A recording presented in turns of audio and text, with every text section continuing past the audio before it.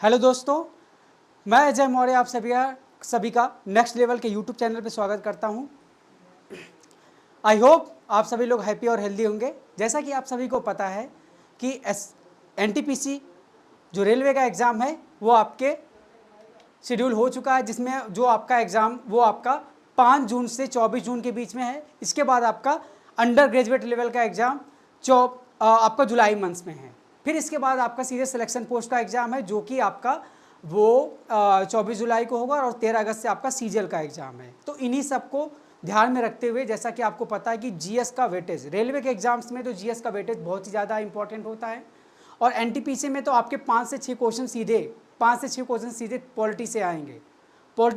और ये जो अभी मैं स्टार्टिंग में, जैसे आप सभी को पता है कि जो फ्रेमवर्क यानी कॉन्स्टिट्यूशन का फ्रेमवर्क जो है, मैं उसको पढ़ा रहा हूँ आप सभी को, जिसमें मैंने आप बेसिक चीज़ें बताई हैं। बेसिक चीज़ों में जैसे हमारा गठन कैसे हुआ, संविधान की सबसे पहले डिमांड किसने रखी थी, सबसे पहले जो इसका आइडिया किसने दिया था, ये सब चीज़ें आप सभी को बता दिया हूँ। आप सभी ने अगर क्लास को नहीं देखा है तो आप लोग एक बार विजिट करके उसको ज़रूर देखिएगा, अपना वर्दी कमेंट भी करिएगा। और आज वाली क्लास में आप सभी को मैं 1 लाइनर क्वेश्चन करवाऊँगा। 1 लाइनर क्वेश्चन जो कि बहुत ज़्यादा इंपॉर्टेंट होते हैं, एग्जाम के पॉइंट ऑफ व्यू से बहुत ज़्यादा इंपॉर्टेंट होता है। वो आपको एग्जाम में आता है और मैक्सिमम बच्चे उसको नहीं कर पाते हैं। तो इसी के साथ मैं चलिए आपको क्लास यहाँ स्टार्ट कर दे रहा हूँ। स्टार्ट करने से पहले हम सभी को बता दो कि पिछली वाली क्लास में ये हमारा प्रियम्बल से एक क्वेश्चन था जिसको मैं एक बार करेक्शन कर दे रहा हूँ।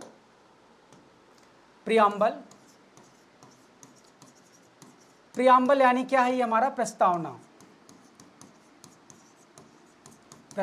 अगर मैं प्रियम्बल की बात करूं तो प्रियम्बल हमारा 13 दिसंबर 1946 यानी 1946 में पहली बार ये ऑब्जेक्टिव रिजोल्यूशन यानी ये हमारा उद्देश्य प्रस्ताव जवाहरलाल नेहरू जी के द्वारा प्रस्ताव रखा गया था। नेहरू जी के द्वारा प्रस्ताव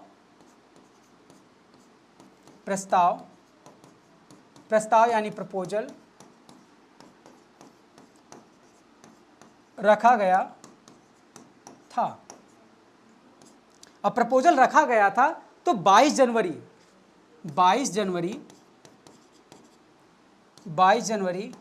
1947 को इसको क्या किया गया? स्वीकार किया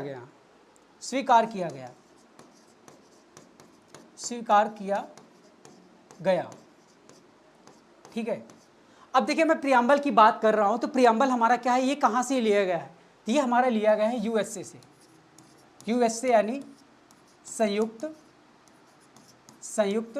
राज्य अमेरिका से ये हमारा लिया गया है। प्रियम्बल यानी ये हमारा कहाँ से लिया गया है? संयुक्त राज्य अमेरिका से लिया गया है। अगर प्रियम्बल की बात करूँ तो लिया गया हमारा संयुक्त राज्य अमेरिका से। लेकिन अगर मैं भाषा की बात करता हूँ, यानी अगर भाषा की बात करूँगा मैं, तो ये जो हमारी जो प्रस्तावना की भाषा यानी प्रस्तावना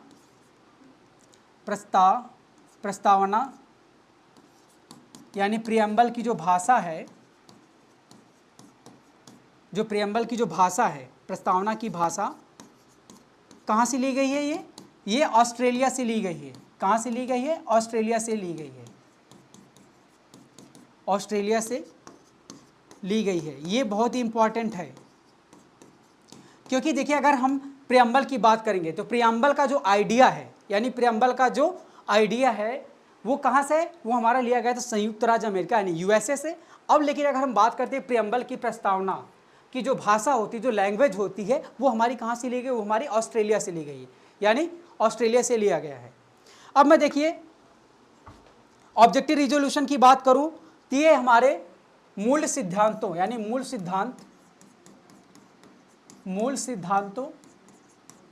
के लक्ष्य को निरूपित करता है।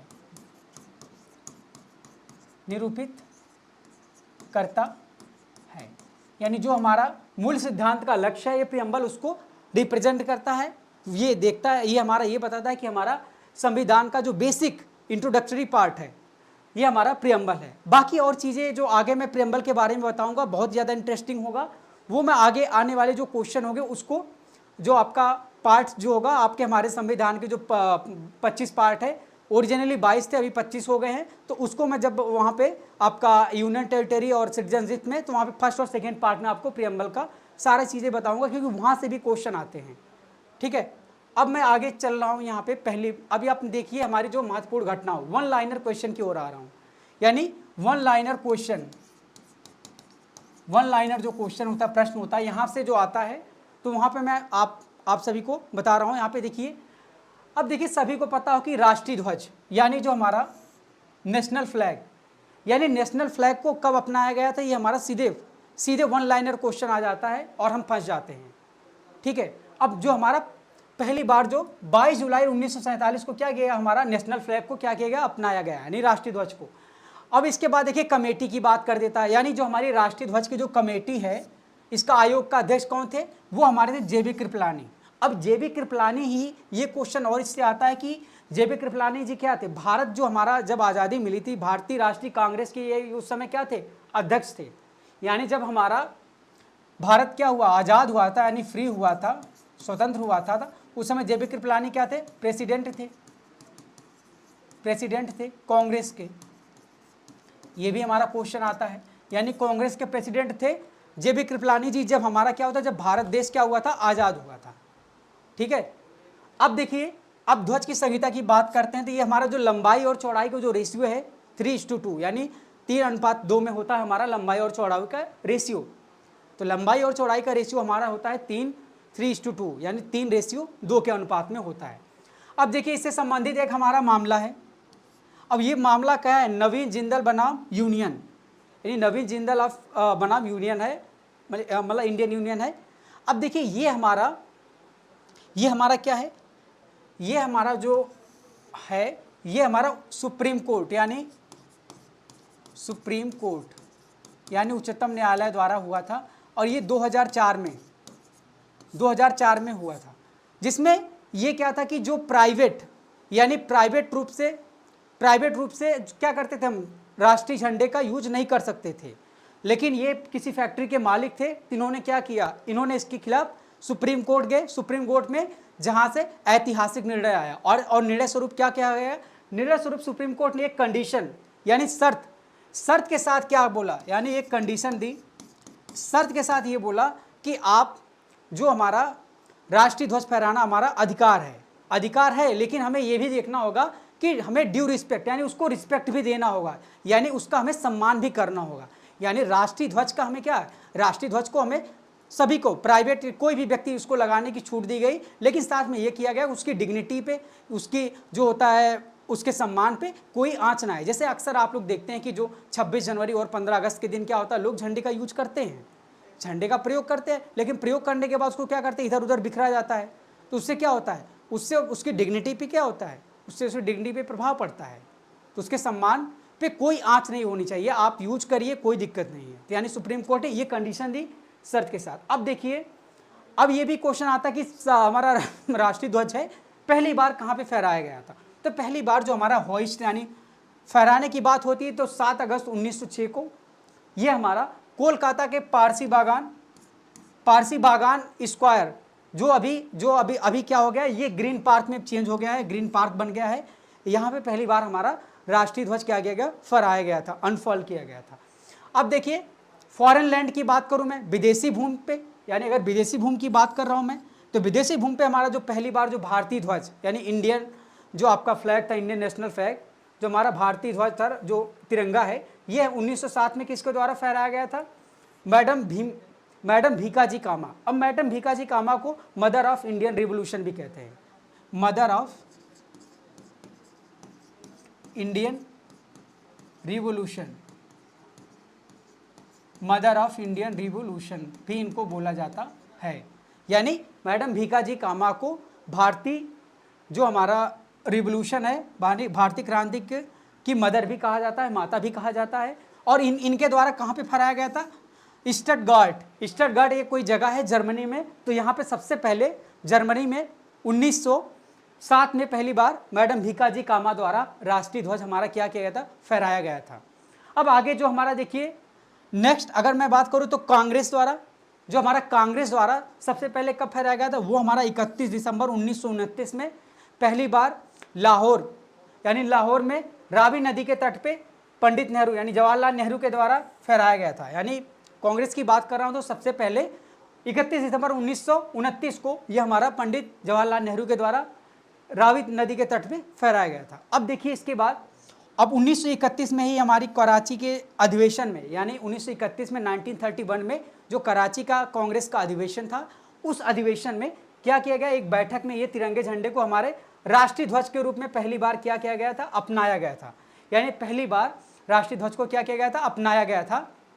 ठीक है, पहली बार अपनाया गया था। अब देखिए, अब मैं कह रहा हूं कि भारत का जो राष्ट्रीय ध्वज का स्वरूप है, यानी 22 जुलाई 1947 को कांग्रेस की एक बैठक में क्या किया गया, अपनाया गया। यानी 22 जुलाई 1947 को हमारा देखिए राष्ट्रीय ध्वज, ठीक है, 22 जुलाई 1947 को हमारा क्या किया गया, राष्ट्रीय ध्वज को क्या किया गया, अपनाया गया।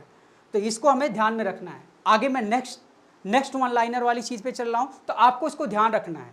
यहाँ मैंने मैडम भीकाजी कामा का जिक्र किया, इसके अलावा हमारा ये झंडा आयोग के अध्यक्ष का जिक्र किया, डिजाइन की बात की तो डिजाइन वाला भी क्वेश्चन आता है। जो हमारे ध्वज का डिजाइन किसने किया था, पिंगली वेंकैया ने किया था 1921 में। तो इसको भी हमें ध्यान रखना है। तो आगे मैं चल रहा हूँ नेक्स्ट देखिए, मैं बात कर रहा हूँ कि राष्ट्रीय गीत यानी नेशनल सॉन्ग, यानी राष्ट्रीय गीत यानी नेशनल सॉन्ग की बात कर रहा हूँ।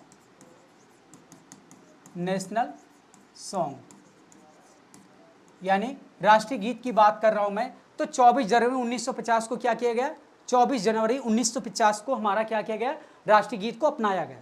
राष्ट्रीय गीत को अपनाया गया।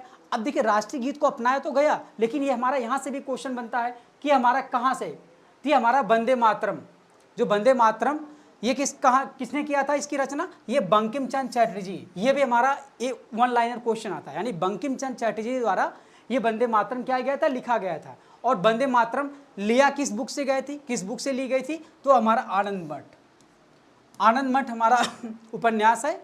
और आनंद मठ जो बुक है, इसमें सन्यासी विद्रोह यानी ये रिलीजियस म्यूटनी यानी सन्यासी विद्रोह था, ये हमारे रिलीजन पे था, तो उस पर इसको दर्शाया गया। तो वहीं से आनंद मठ की बुक से हमारा क्या किया गया, वंदे मातरम को जो राष्ट्रीय सॉन्ग है यानी नेशनल सॉन्ग को लिया गया।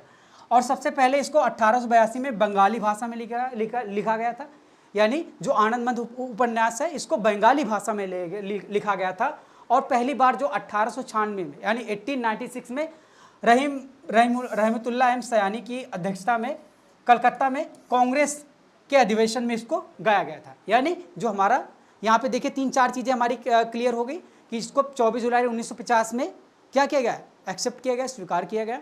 और इसके बाद ये आनंद मठ की बुक से लिया गया, जिसके रचयिता कौन है, आनंद मठ के ये हमारे हैं बंकिम चंद्र चटर्जी जी हैं। और सबसे पहले इसको जो रहमतुल्लाह एम सयानी के द्वारा 1896 में कलकत्ता के अधिवेशन में इसको सबसे पहले बार गाया गया था। अब नेक्स्ट नेशनल हमारा सॉन्ग तो हो गया, अब हमारा नेशनल एंथम यानी राष्ट्रगान, नेशनल एंथम यानी हमारा राष्ट्रगान, यानी राष्ट्रगान की बात कर रहा हूं मैं। तो राष्ट्रगान की बात कर रहा हूं तो राष्ट्रगान आप सभी को पता है कि रविंद्रनाथ टैगोर द्वारा लिखा गया था। रविंद्रनाथ टैगोर द्वारा 1911 में बंगाली में लिखा गया था। ठीक है, बंगाली में रविंद्रनाथ टैगोर द्वारा लिखा गया था। अब एक चीज़ और आपको ध्यान में रखना होगा कि क्वेश्चन ये भी आता है कि रविंद्रनाथ टैगोर ने और किस देश के राष्ट्रगान की रचना की, तो वो हमारा बांग्लादेश यानी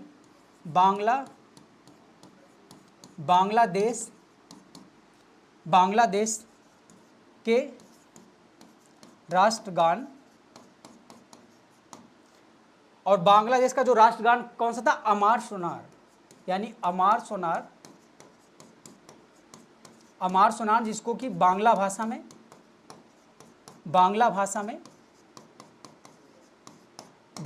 में किसके द्वारा लिखा गया था, रविंद्रनाथ टैगोर जी ने। यानी रविंद्रनाथ टैगोर जी द्वारा भारत के साथ साथ बांग्लादेश यानी जो हमारा अभी जो आधुनिक बांग्लादेश है, वो बांग्ला जो वहाँ पे उनका अमार सोनार उनका जो राष्ट्रगान है, रविन्द्रनाथ टैगोर जी द्वारा ही लिखा गया था।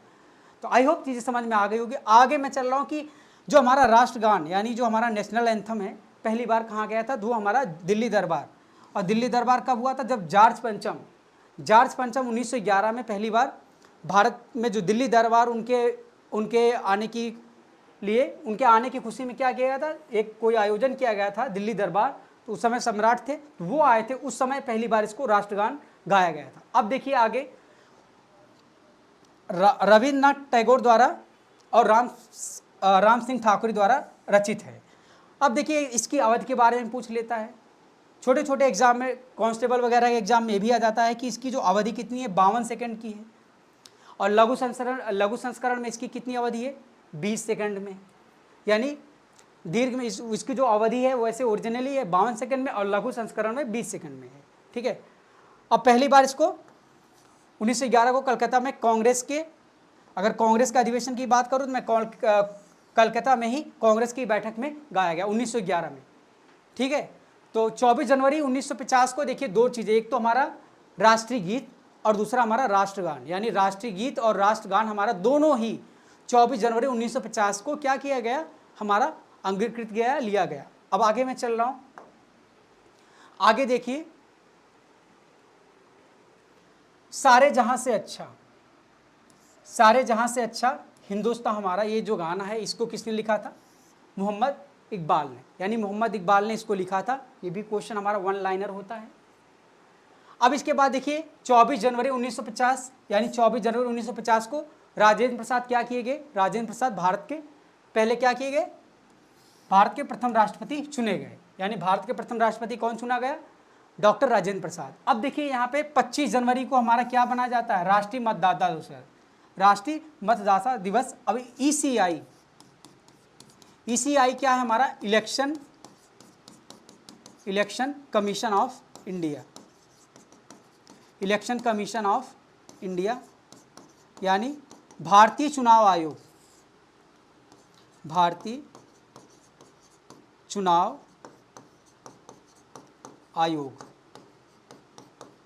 यानी भारतीय चुनाव आयोग द्वारा जो हमारा भारतीय चुनाव आयोग का गठन भी, अब 24 जनवरी 1950 को तो राष्ट्रपति चुने गए डॉक्टर राजेंद्र प्रसाद, लेकिन 25 जनवरी को ही हमारा क्या किया गया, जो भारतीय चुनाव आयोग है इसका गठन किया गया। तो यानी 25 जनवरी को यानी प्रत्येक 25 जनवरी को हमारा क्या किया जाता है, राष्ट्रीय मतदाता दिवस मनाया जाता है। अब देखिए इसका राष्ट्रीय प्रतीक की बात कर रहा हूँ मैं, तो राष्ट्रीय प्रतीक की बात करूँ मैं तो हमारा एम्बलम है, जो हमारा राष्ट्रीय प्रतीक है वो कब लिया गया था, 26 जनवरी 1950 को। कहाँ से लिया गया था, सारनाथ, यानी जो अभी क्या है वाराणसी में है, वाराणसी के सारनाथ से लिया गया था, अशोक के शीर्ष को लिया गया। ठीक है। जिसमें हमारा क्या है, कितने जो हमारे, अब देखिए यहाँ पे ये भी आता हमारा एशियन लायन, हाथी, बैल और घोड़ा, यानी चार अलग अलग हमारे क्या हैं, 4 अलग अलग हमारे पशु हैं, जिसमें से देखना हमें एशियाई शेर की बात हो रही है, एलिफेंट, हाथी, बैल और हमारा घोड़ा, यानी 4 हैं। अब डिजाइनर की बात करूं तो इसके डिजाइनर कौन है, दीनानाथ भार्गव इसके डिजाइनर हैं। और इसका आदर्श वाक्य क्या है हमारा, सत्यमेव जयते, यानी सत्यमेव जयते हमारा क्या है, इसका आदर्श वाक्य है। ठीक है, आदर्श वाक्य इसका क्या है, सत्यमेव जयते। अब देखिए आगे चल रहा हूँ, ये मैं वन लाइनर ही है, ये चीज़ें आपको देखनी पड़ेगी। ठीक है। अब देखिए एस.एन. मुखर्जी की बात, एस.एन. मुखर्जी क्या थे, ये हमारे संविधान के दस्तावेज का जो हमारा मसौदा यानी ड्राफ्ट, यानी मसौदा तैयार करने वाली सभा के मुख्य क्या थे, सलाहकार थे, यानी संविधान के मसौदाकार थे या सलाहकार थे।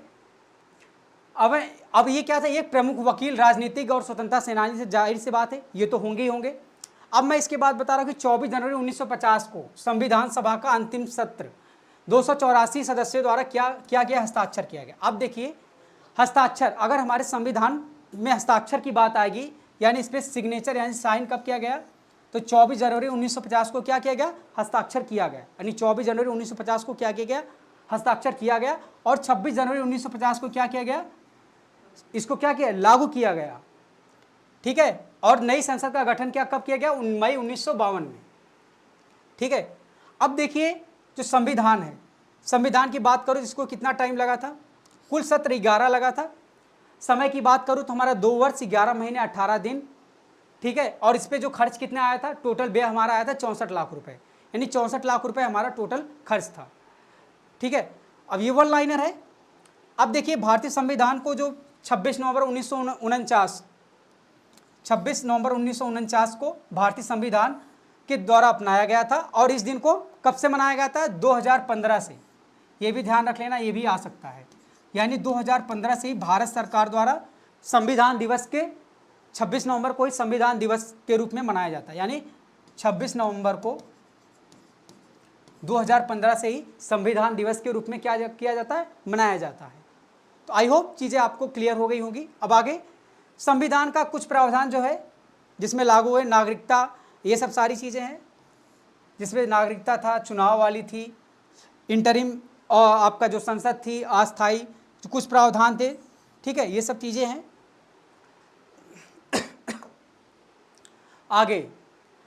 आगे देखिए भारतीय संविधान का अधिनियम 1947 और भारत सरकार अधिनियम यानी गवर्नमेंट ऑफ इंडिया एक्ट 1935 क्या किया, आर्टिकल 395 द्वारा निरस्त कर दिया गया। यहाँ पे कुछ एरर दिख रहा है इसको, ठीक है। अब निरस्त नहीं कर दिया गया, भारतीय संविधान 395 द्वारा किया गया, ठीक है। अब देखिए हमारे कॉन्स्टिट्यूशन की बात करूं मैं, कॉन्स्टिट्यूशन में हमारे कितने थे ओरिजिनली, यानी कॉन्स्टिट्यूशन को अभी मैं और इलेबरेट करूंगा। इंडियन कॉन्स्टिट्यूशन यानी भारतीय संविधान में हमारे जो मूल थे, ओरिजिनली यहाँ पे क्या थे, ओरिजिनली इसमें कितने पार्ट थे, कितने भाग थे, यानी भाग इसमें कितने थे, 22 थे, 22 भाग थे। 8 इसमें क्या था, शेड्यूल था, ठीक है, अनुसूची, शेड्यूल यानी अनुसूची, यानी 8 इसमें क्या थी, अनुसूची था। और अनुच्छेद कितने थे, 395 यानी 395, 395 क्या थे इसमें, अनुच्छेद थे, ठीक है। तो ओरिजिनली ये जो हमारा जो भारतीय संविधान था, ओरिजिनल रूप से कि मैं बात करूं तो इसमें क्या थे, ये हमारा 22 पार्ट में था, 8 इसमें शेड्यूल थे और 395 अनुच्छेद थे ओरिजिनली रूप में। और संविधान हमारा कब लागू हुआ था, अब देखो 26 जनवरी 1950 को क्यों मनाया जाता है। 26 जनवरी 1950 को इसलिए मनाया जाता है कि 26 जनवरी 1950 को सबसे पहले 1929 में रावी नदी के तट पे सबसे पहले कांग्रेस ने स्वतंत्रता दिवस मनाया जाता है, स्वतंत्रता दिवस मनाया था। और इस हमेशा मनाते थे, और इस दिन को इसलिए अंगीकृत किया गया क्योंकि ताकि जो वो चीज़ जो 26 जनवरी को हमेशा मनाते थे उसका जो महत्व क्या हो हमेशा कायम रहे। तो उसको 26 जनवरी को अब हम गणतंत्र दिवस के रूप में ही मनाते हैं, यानी उसी दिन को याद करने के लिए, ठीक है। तो इसीलिए यानी 26 जनवरी 1929 को पहली बार स्वतंत्रता दिवस कांग्रेस ने मनाया था, और उस दिवस को अभी याद करने के लिए हम इसी दिन क्या करते हैं, इसको संविधान को लागू करते हैं, यानी 26 जनवरी 1950 को। अब बीटिंग रिट्रीट सेरेमनी होती है, ये भी गणतंत्र दिवस के समाप्ति के बाद होती है, ये 29 जनवरी तक होती है। और भारत ने 1 मई 1949 में, ये भी बहुत इंपॉर्टेंट है, 1949 में भारत ने क्या किया, राष्ट्रमंडल की अपनी सदस्यता की क्या की, पुष्टि की। भारत ने क्या किया, राष्ट्रमंडल की अपनी सदस्यता की क्या की, पुष्टि की। अब देखिए, अब मैं कमेटी के बारे में आ रहा हूं, ठीक है, कमेटी की बात कर ले रहा हूं। कमेटी की बात करूं तो भारतीय संविधान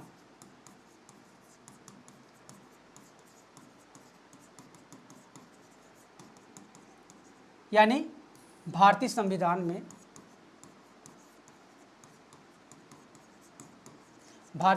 में कुल कितनी कमेटी थी, कुल कितनी समिति थी, कुल कितनी थी, 22 समिति थी, कुल 22 समिति थी, ठीक है। कुल 22 समिति थी, जिसमें 8 क्या था, 8 हमारी प्रमुख समिति थी, 8 हमारी प्रमुख समिति थी। प्रमुख समिति यानी मेजर और 14 हमारी क्या थी, माइनर। 14 क्या थी हमारी, 14 हमारी माइनर, ठीक है, 14 हमारी माइनर कमेटी थी। यानी मेजर कमेटी हमारी कितनी थी, 8 थी, और माइनर कमेटी हमारी कितनी थी, 14, ठीक है, 14 हमारी क्या थी, माइनर थी, ठीक है। अब देखो यहाँ पे मेजर कमेटी की बात करूँ, मेजर कमेटी में अगर मैं बात कर रहा हूँ यानी प्रमुख समिति में, प्रमुख समिति में बात कर रहा हूँ, प्रमुख समिति की मैं बात कर रहा हूँ, तो 8 जो प्रमुख समिति है उसमें जो पहला हमारा क्या हो जाता है, पहला हमारा यूनियन, यूनियन यानी जो हमारा संघ से रिलेटेड होता है, यानी यूनियन पावर, यानी संघ वाली जो संघ की जो शक्ति से रिलेटेड होती है, संघ, जो संघ की हमारी जो पावर होती है यानी शक्ति होती है। इस कमेटी के हमारे अध्यक्ष कौन थे, जवाहरलाल नेहरू जी, यानी जवाहरलाल नेहरू, मैं हिंदी में भी लिख दे रहा हूं।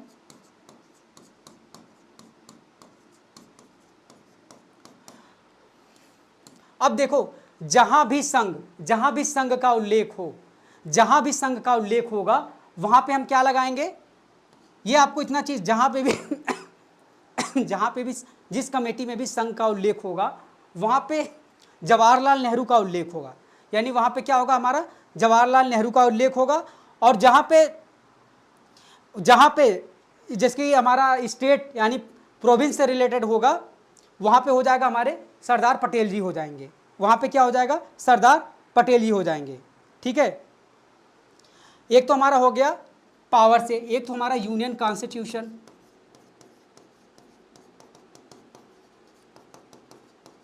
यानी संघ का जो संविधान था उनसे रिलेटेड, उसकी उन चीज़ों से भी रिलेटेड हमारे क्या थे, जवाहरलाल नेहरू जी ही थे, ठीक है, ये भी थे जवाहरलाल नेहरू जी, जवाहरलाल नेहरू, मैं इसको 60 में लिख दे रहा हूँ, ठीक है। अब देखो मैंने आप सभी को बताया कि 8 हमारी प्रमुख कमेटी है और 14 हमारी छोटी यानी मेजर, आप स्मॉल यानी छोटी प्रमुख, ये तो हमारी 14 माइनर कमेटी है और 8 हमारी मेजर कमेटी है। और मेजर कमेटी में हमारे क्वेश्चन आते हैं, मेजर कमेटी में आते हैं, तो मेजर कमेटी में आप सभी को बता दे रहा हूँ कि ये हमारा यूनियन यानी हमारा जहाँ भी संघ से रिलेटेड होगा, जहाँ से भी संघ से रिलेट होगा वहाँ पे हम क्या करेंगे, आंख मूंद के भी जवाहरलाल नेहरू को ही मार्क करना है, यानी जवाहरलाल नेहरू अगर कहीं भी ऑप्शन में होगा तो हमको वहाँ पे ही सीधे आंसर देना है। अब मैं आगे चल रहा हूँ, जो राज्य से यानी स्टेट के साथ नेगोशिएशन, यानी स्टेट के साथ जो नेगोशिएशन है वो भी हमारा क्या है, वो भी जवाहरलाल नेहरू जी ने किया है, यानी जवाहरलाल नेहरू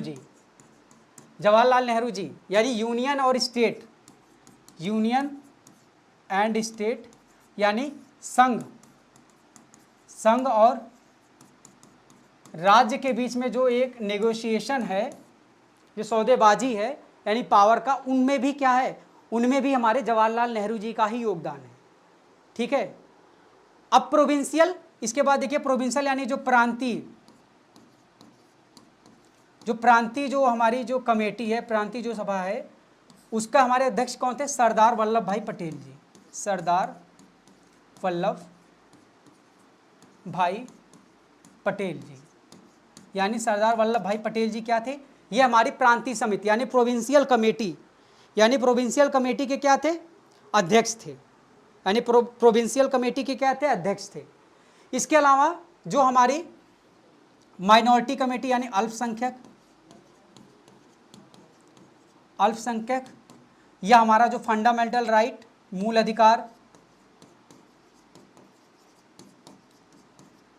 जैसे हमारा हो गया अल्पसंख्यक हो गया, मूल अधिकार हो गए हमारे, इसके साथ साथ जो हमारा ट्राइबल यानी जनजाति लोग हैं उनके भी अधिकार की जो ये जो सब इसकी भी कमेटी के कौन अध्यक्ष थे, हमारे सरदार पटेल जी, ठीक है, सरदार पटेल जी।